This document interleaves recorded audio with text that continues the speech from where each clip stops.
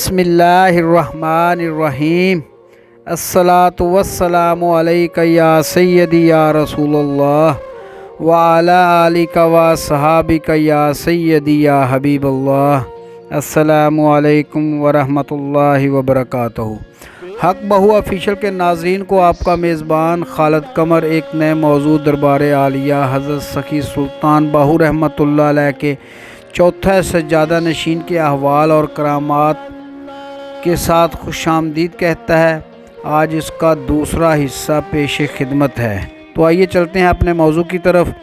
सज्जादा नशीन चौथे हज़रत ग़ुलाम बाहू रहमतुल्लाह अलैह के दौरे सज्जादगी के दौरान सूबा मुल्तान के हालात साजगार न रहे। सूबा में खासी गड़बड़ शुरू हो गई। मुल्तान के सूबादार हाजी मोहम्मद मुज़फ़्फ़र ख़ान सदोज़ई पर सिखों की फ़ौजें गालिब आईं। इसी अरसा में हज़रत रहमतुल्लाह अलैह के चचा हज़रत सुल्तान अज़मत रहमतुल्लाह अलैह के फ़र्जंद हाजी शरीफ मोहम्मद पर नफ्स अमारा ने गलबा पाया। उसे ख्याल आया कि सुल्तानुल फ़ुक़रा हक बाहू रहमतुल्लाह अलैह की सज्जादा नशीनी की जाए। उसे अपनी ख्वाहिश की तकमील के लिए ये तरीका सूझा कि सज्जादा नशीन वक्त हज़रत ग़ुलाम बाहू रहमतुल्लाह अलैह को डरा धमका कर दरबार शरीफ से हिजरत कर जाने पर मजबूर किया जाए और दरबार मुअल्ला पर कब्ज़ा जमाकर ख़ुद सज्जादा नशीन कहलाना शुरू कर दे। अपने इस मंसूबा पर अमल दरामद करने के लिए उसने गैर मुस्लिम हुक्मरानों के अलावा गढ़ महाराजा के नवाब महर रजब सियाल से भी पुष्टपनाही हासिल की। हाजी शरीफ मोहम्मद ने हज़रत सुल्तान ग़ुलाम बाहू रहमतुल्लाह अलैह को डराने धमकाने और तकालीफ पहुँचाने का अमल शुरू कर दिया। एक रोज़ हज़रत रहमतुल्लाह अलैह खानकाह मुक़द्दस की ज़ियारत से फ़ारग होकर वापस लौटे और अभी दरबार मुअल्ला के बैरूनी हाता में ही थे कि हाजी शरीफ मज़कूर आप रहमतुल्लाह अलैह के सामने आ गया। गुस्ताखाना लहजे में आप रहमतुल्लाह अलैह को धमकियाँ देते हुए कहने लगा कि तू अभी खानकाह में आने से बाज नहीं आता, तुझे कुछ ख्याल भी नहीं, तू बार बार खानकाह मुक़द्दस में क्यों आता है? मैं तुझे इसके पास भी नहीं भटकने दूंगा। उसने तमाम तर गुफ्तगू बहुत ज़ोर व शोर से की, जबकि हज़रत रहमतुल्लाह अलैह ने सिर्फ़ एक दफ़ा आहिस्तगी से फरमाया कि या तेरी कब्र यहाँ ना होगी या हमारी। मियाँ अब्दुल्ला फ़कीर कस्बा मघियाना के रहने वाले थे, जो साहिब अहवाल आली और साहिब इस्तकामत व करामत मुजाहदात व में ज़ाहद व आबद यकता ज़माना और बारगाह इलाही के मकबूल व यगाना थे। वो उस वक़्त कलामुल्लाह की तलावत में मशगूल थे। उन्होंने ये गुफ्तगू अपने रूबरू सुनी। तलावत से फ़ारग होकर अपनी मजलिस के दरवेशों से पूछा, दरवेशों, तुमने वो गुफ्तगू सुनी है जो साहबजादों के दरमियान दरबारशी में हुई है? उन्होंने कहा कि हाँ सुनी है। उन्होंने कहा तुम्हें मालूम होना चाहिए कि उनमें से हज़रत शेख ग़ुलाम बाहू रहमतुल्लाह अलैह की बातों ने अरूज पाया है और सफ़ाए तक़दीर कायम और मशीयत हो गई है। सज्जादा नशीन ममदूह के कालम की तलवार हाजी शरीफ पर कारगर हुई है और उसे नीचा देखना पड़ा। उसकी कब्र भी यहाँ नहीं होगी। इस वाक़े के बाद हज़रत सुल्तान ग़ुलाम बाहू रहमतुल्लाह अलैह 1245 हिजरी ब मुताबिक 1829 ईस्वी में खानकाह मुक़द्दस से हिजरत करके लिया कमाल खां के करीबी इलाका सूबा बखर पहुँचे और नहायत जमीयत और इस्तक़लाल से बूदो बाश इख्तियार फरमाई। उस वक़्त सूबा बखर का सूबेदार नवाब हाफ़िज़ अहमद ख़ान सदोज़ई था। आप रहमतुल्लाह अलैह अरसा 11 साल इस इलाक़ा में रहाइश पज़ीर रहे। इस अरसा में आप रहमतुल्लाह अलैह खुशी खुशी ज़िंदगी बसर करते रहे। हज़रत रहमतुल्लाह अलैह को अपने चचा के बेटे हाजी शरीफ और गढ़ महाराजा के हाकम महर रजब सियाल के नारवा सलूक के सबब हिजरत करके परदेश में रहाइश पज़ीर होना पड़ा था, मगर आप रहमतुल्लाह अलैह रूहानियत की कशिश और जज्बा की बिना पर अपने जद्दे अमजद सुल्तानुल फ़ुक़रा हज़रत सुल्तान बाहू रहमतुल्लाह अलैह की खानकाह मुक़द्दस की ज़ियारत के लिए आया करते, फिर मुशर्रफ़ होकर और फैज़ हासिल करने के बाद वापस चले जाया करते। एक रोज़ आप रहमतुल्लाह अलैह खानकाह मुक़द्दस पर हाज़िर हुए। इत्तफ़ाक़न उन्हीं दिनों महर रजब का बड़ा बेटा جو गढ़ महाराजा का हाकम था, बीमार हुआ तो सांस की आमदो रफ्त बंद गई और मुर्दा की तरह पड़ा हुआ था। उसकी माँ दिल ही दिल में हज़रत रहमतुल्लाह अलैह की नाराज़गी से डरती थी। जब उसने सुना कि आप रहमतुल्लाह खानकाह मुक़द्दस में मौजूद हैं तो अपने घर से तनहा नंगे पाँव तेज़ पैदल खानकाह मुक़द्दस की जानब चल पड़ी। गढ़ महाराजा से खानकाह मुक़द्दस 2 मील यानी 3 किलोमीटर के फासले पर थी। वो औरत अकेली रोती और फरियाद करती हुई खानकाह मुक़द्दस पहुंची और हज़रत रहमतुल्लाह अलैह के कदमों में आ गिरी। अल्लाह ताला का वास्ता देकर अर्ज़ करने लगी कि आप रहमतुल्लाह अलैह ने मेरे खामद महर रजब के हाथों बहुत तकलीफ़ें उठाई हैं और तरह तरह के जुल्म व सितम सहे हैं। मैं तो मस्कीन औरत हूँ। आप रहमतुल्लाह अलैह उसके कसूर से चश्म पोशी फरमाएँ और मुझ बेचारी पर रहम करें। बनामे खुदा मेरे घर तशरीफ़ लाएँ ताकि आप रहमतुल्लाह अलैह की तशरीफ़ आवरी की बरकत से अल्लाह ताला मेरे बेटे को शिफा और ज़िंदगी अता फ़रमाए। हज़रत रहमतुल्लाह अलैह चूँकि अहले अल्लाह और बेनफ्स थे, इसलिए फ़रमाया, ए नूर भरी, मैं तुम्हारे शौहर का बदला तुम्हारे फ़र्जंदों से नहीं लेना चाहता। उठो, हमारे साथ चलो। हम अल्लाह ताला के लिए तुम्हारे घर जाते हैं और तेरे बेटे को देखते हैं। उसके घर पहुँचे तो उसके बेटे को मुर्दा की तरह पाया। उस लड़के की हालत और उस औरत की आजिज़ी देखकर हज़रत रहमतुल्लाह अलैह के दिल का नूर अल्लाह ताला के फ़ज़ल से रहम में आया।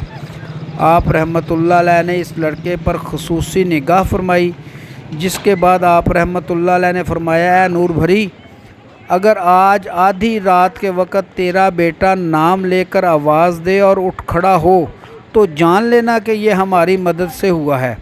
ये फरमाकर आप रहमतुल्लाह अलैह खानकाह मुक़द्दस चले गए।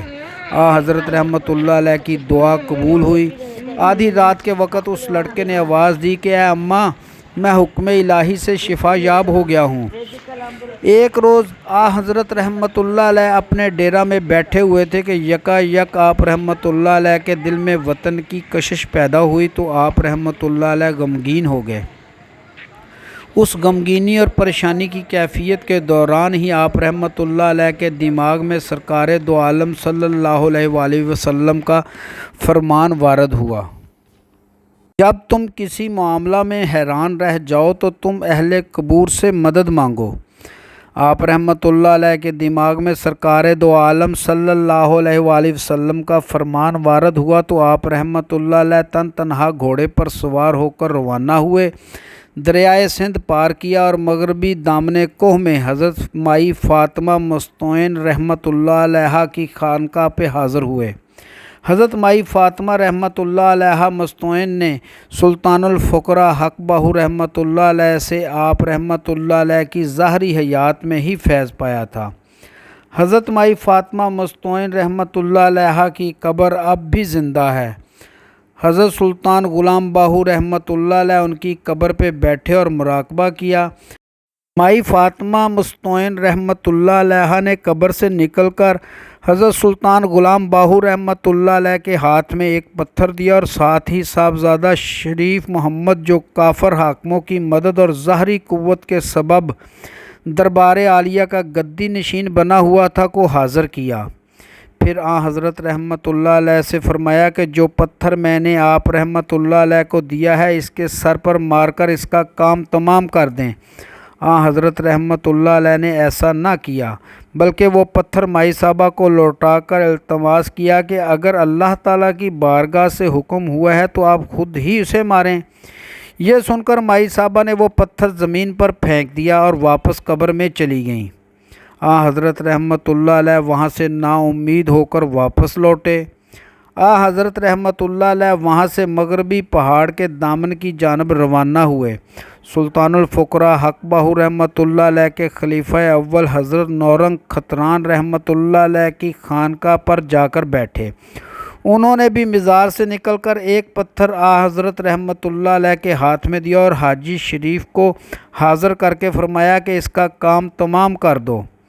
हज़रत रहमतुल्लाह अलैह ने वो पत्थर उन्हें वापस लौटाकर कहा, अगर हुक्म ऐसा ही है तो आप रहमतुल्लाह अलैह ही इसे अपने हाथ से मारें।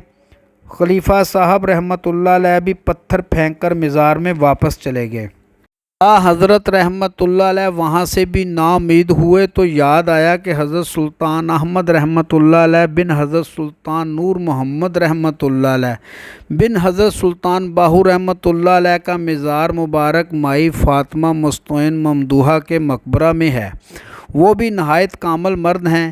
اس یادداشت کے ساتھ ہی آپ رحمۃ اللہ علیہ مائی صاحبہ کے مقبرہ میں آئے، حضرت سلطان احمد رحمۃ اللہ علیہ کے مزار پر بیٹھے اور مدد کی درخواست کی۔ آپ رحمۃ اللہ علیہ کی درخواست پر حضرت سلطان احمد رحمۃ اللہ علیہ مزار سے نکلے، ہاتھ میں پتھر تھا۔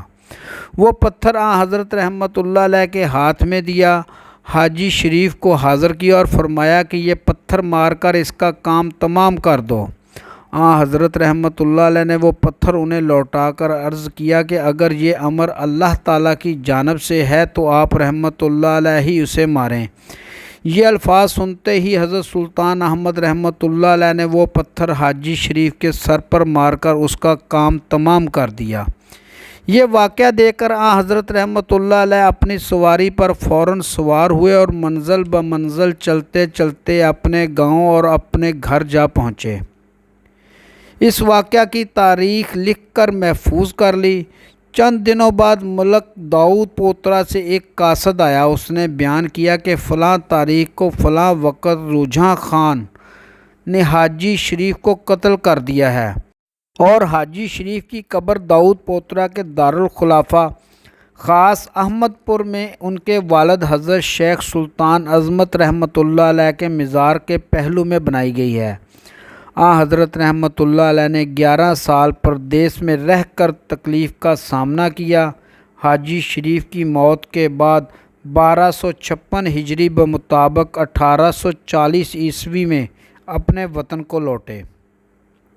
پھر ساری عمر سلطان الفقراء حق باہو رحمۃ اللہ علیہ کی خانقاہ مقدس میں سجادہ نشینی اور فیض رسانی کی مسند پر قائم رہے۔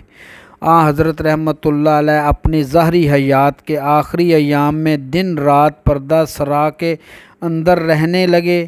وہاں ایک حجرہ شریف میں تنہا اللہ تعالیٰ کی عبادت میں مشغول رہتے۔ اگر کوئی محب زیارت کے لیے آتا تو آپ رحمۃ اللہ علیہ ایک لحظہ کے لیے باہر تشریف لا کر زیارت کا شرف عطا فرما کر واپس تشریف لاتے۔ ان دنوں زیارت کرنے والوں سے فرماتے کہ یارو ہمارا وقت قریب آ گیا ہے۔ حضرت سلطان غلام باہو رحمۃ اللہ علیہ کے 7 فرزند سلطان برخوردار رحمۃ اللہ علیہ، سلطان خدا یار رحمۃ اللہ علیہ، سلطان محمد زبیر رحمۃ اللہ علیہ، سلطان صالح محمد رحمۃ اللہ علیہ، سلطان حامد رحمۃ اللہ علیہ، سلطان غلام محمد رحمۃ اللہ علیہ اور سلطان غوث محمد رحمۃ اللہ علیہ تھے۔ آپ رحمۃ اللہ علیہ نے اپنے فرزند حضرت سلطان صالح محمد رحمۃ اللہ علیہ کو اپنا جانشین نامزد فرمایا۔ حضرت رحمۃ اللہ علیہ کی ولادت باسعادت 1197 ہجری بمطابق 1783 عیسوی میں ہوئی۔ آپ رحمۃ اللہ علیہ نے مسند سجادہ نشینی 1224 ہجری بمطابق 1809 عیسوی میں سنبھالی۔ آپ رحمۃ اللہ علیہ کا وصال 5 جمادی الثانی بروز سوموار بوقت عصر 1263 ہجری بمطابق 1847 عیسوی کو ہوا۔ آپ رحمۃ اللہ علیہ کا مزار شریف آپ رحمۃ اللہ علیہ کے جد بزرگوار سلطان الفقراء حضرت سلطان باہو رحمۃ اللہ علیہ کے مزار کے پہلو میں بنایا گیا۔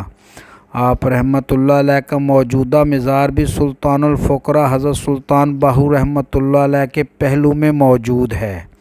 امید ہے آپ کو آج کی ویڈیو پسند آئی ہوگی۔ آئندہ ملیں گے انشاءاللہ اپنے اگلے موضوع سجادہ نشین 5ویں حضرت سلطان حافظ صالح محمد رحمۃ اللہ علیہ کے احوال اور کرامات کے ساتھ۔ اپنا خیال رکھیے گا۔ اپنے میزبان خالد قمر کو اجازت دیجیے۔ اللہ حافظ۔